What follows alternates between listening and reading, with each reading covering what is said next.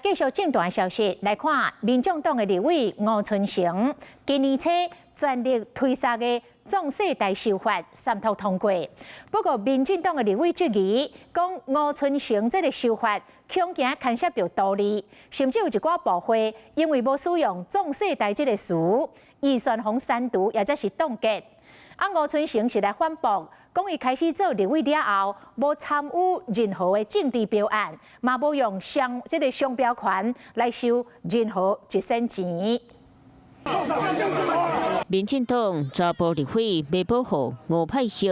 因为民众党立委吴春成不满创立的壮世代协会向吴派系这期涉嫌道理。嘉义市政府卫生局在113年4月11号决标，114年1月10号嘉义市政府开标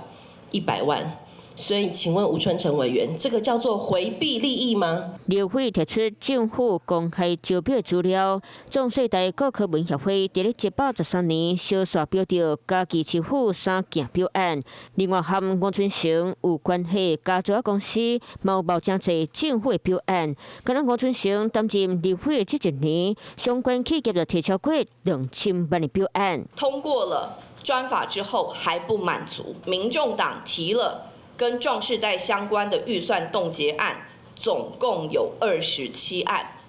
原始要冻结的数字高达4.8亿。那呢，最近伫咧审预算的是吴春成嘛，因为经济部会无甲经发组改名做壮世代去删除冻结预算，立委就质疑吴春成担任立委前，就先注册壮世代商标，立委阁伫咧国会相继立法，要求部会提出政策。登记商标是为了避免被滥用，现在民间到处都在使用壮世代，包括饭店也在使用。你也去问他们看看，这个协会有没有去跟他们领过1毛钱？